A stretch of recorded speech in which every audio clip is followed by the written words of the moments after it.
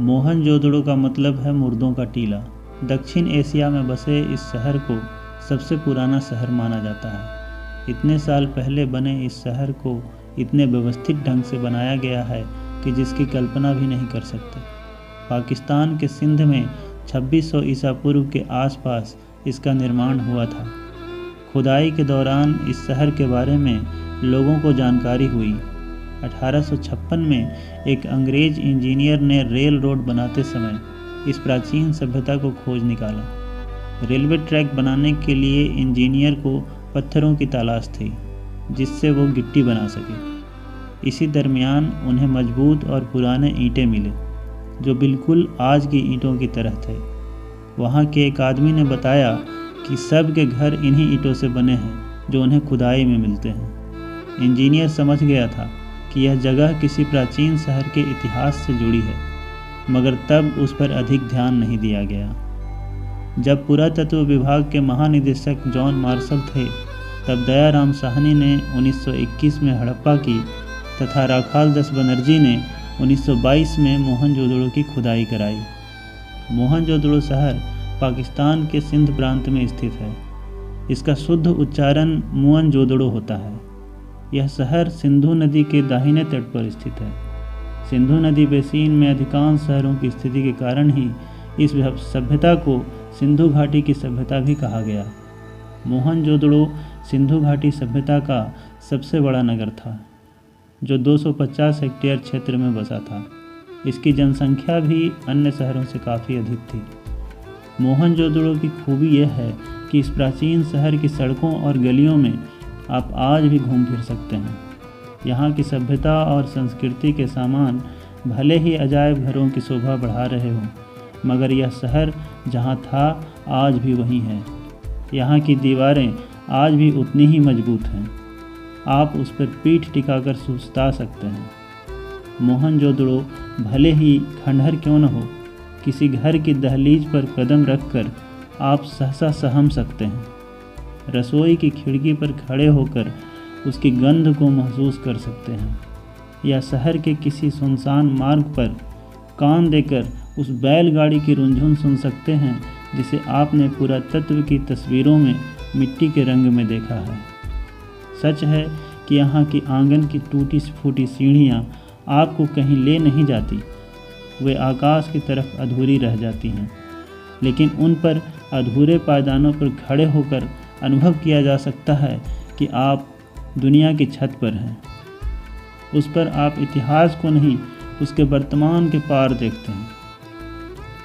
मोहनजोदड़ो की divinity street या देव मार्ग नामक गली में करीब 40 फीट लंबा और 25 फीट चौड़ा प्रसिद्ध जलकुंड है जिसकी गहराई 7 फीट है। कुंड में उत्तर और दक्षिण से सीढ़ियाँ उतरती हैं। कुंड के 3 तरफ बौद्धों के कक्ष बने हैं। इसके उत्तर में 8 स्नान घर हैं। इस कुंड को काफ़ी समझदारी से बनाया गया है क्योंकि इसमें किसी कमरे का द्वार एक दूसरे की तरफ नहीं खुलता। यहाँ की ईंटें इतनी पक्की हैं जिसका कोई जवाब नहीं। कुंड में बाहर का अशुद्ध पानी न आ जाए, इसके लिए कुंड में तल और दीवारों पर ईंटों के बीच चूने और चिरोटे के गारे का इस्तेमाल हुआ है। कुंड में पानी की व्यवस्था के लिए दोहरे घेरे वाला कुआं बनाया गया है। कुंड से पानी बाहर निकालने के लिए पक्की ईंटों की नालियां भी बनाई गई हैं और ख़ास बात यह है कि इसे पक्की ईंटों से ढका गया है।